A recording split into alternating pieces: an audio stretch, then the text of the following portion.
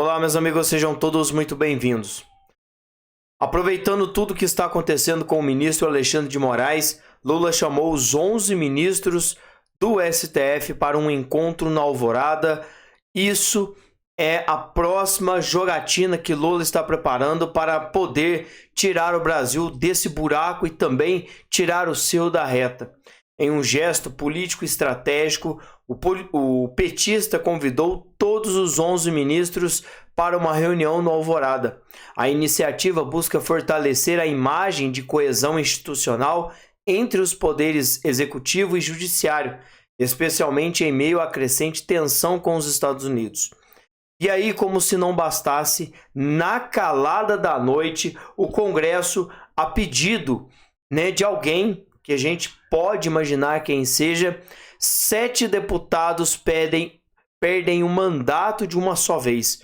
Em uma decisão histórica e inacreditável, como já dissemos aqui inúmeras vezes, o jogo político deles é tirar todo e qualquer opositor que esteja nas eleições de 2026.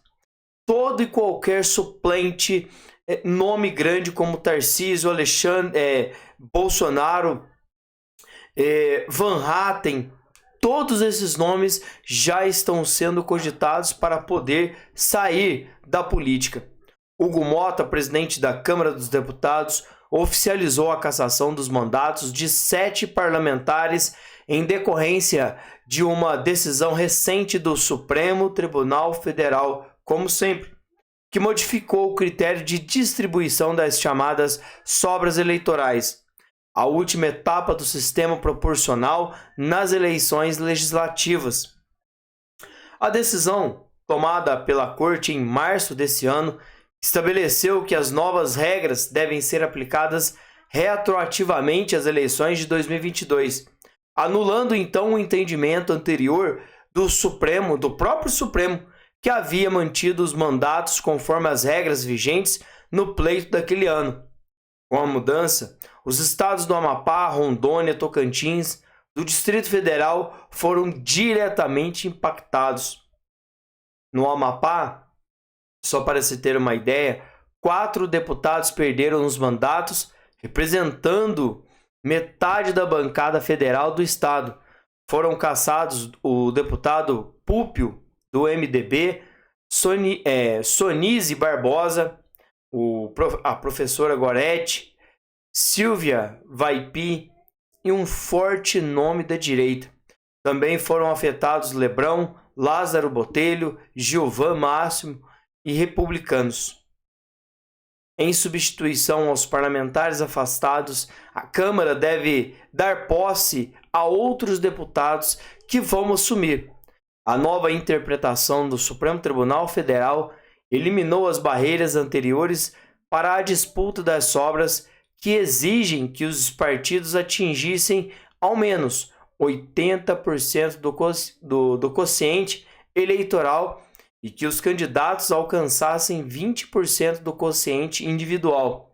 Agora, todas as siglas e candidatos estão aptos a disputar essas vagas remanescentes, independentemente do desempenho na etapa inicial eleitoral.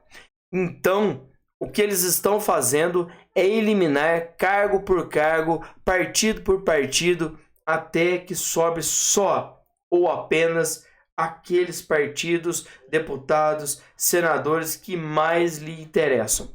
Alguns nomes que já estão sendo cotados para 2026 já estão saindo de linha, já estão saindo da esteira.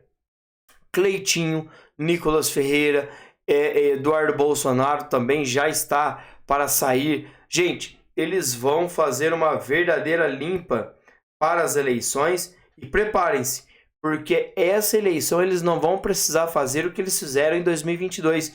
O cenário já estará praticamente limpo para que eles ajam. O presidente, então, do Senado Federal, Davi Alcolumbre, se manifestou contra as recentes sanções impostas pelo governo dos Estados Unidos ao ministro do Supremo Tribunal Federal, Alexandre de Moraes. Em nota oficial, Alcolumbre afirmou que o Congresso Nacional não admite interferências na atuação dos nossos poderes.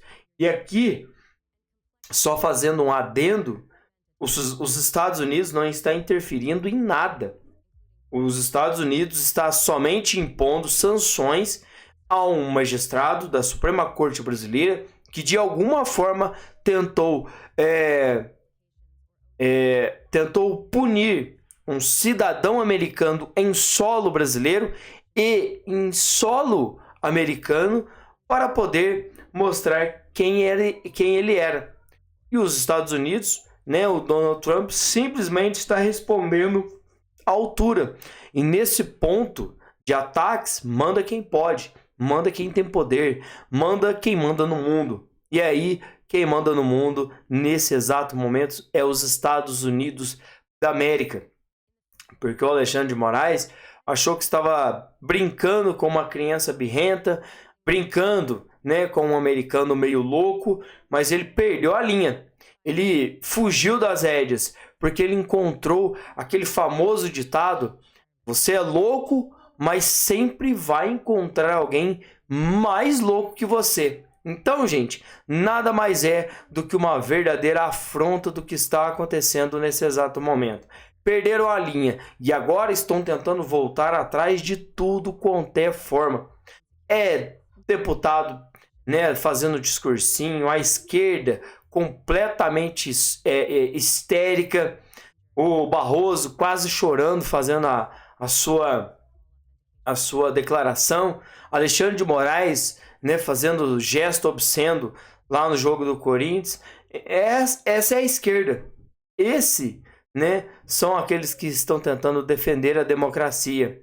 Embora não tenha mencionado diretamente o nome de Moraes, a declaração de Alcolumbre veio logo após a aplicação de sanções com base na Lei Magnitsky, que inclui bloqueio de bens, proibição de entrada em território norte-americano e restrições financeiras.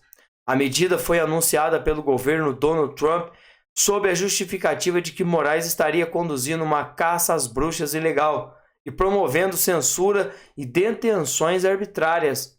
A nota que foi colocada, já dizia que os Estados Unidos não iria permitir os atos executivos que aconteceram contra cidadãos americanos e principalmente diante das recentes medidas tarifárias adotadas pelos Estados Unidos. O Senado Federal, por meio da comissão temporária, já está, de alguma forma, buscando soluções equilibradas para preservar os interesses do Brasil. E isso, se nós tivéssemos um presidente, uma pessoa madura, inteligente, o que o Lula ia fazer? Pedir desculpa. Ia ligar para o presidente americano e tentar, de alguma forma, um meio de encontrar uma aliança e um meio comum para todos. Mas não, eles querem briga. E como ele disse, os Estados Unidos, se eles pedirem truco, o Lula vai trucar também. Mas nessa trucada, o Brasil levou a pior.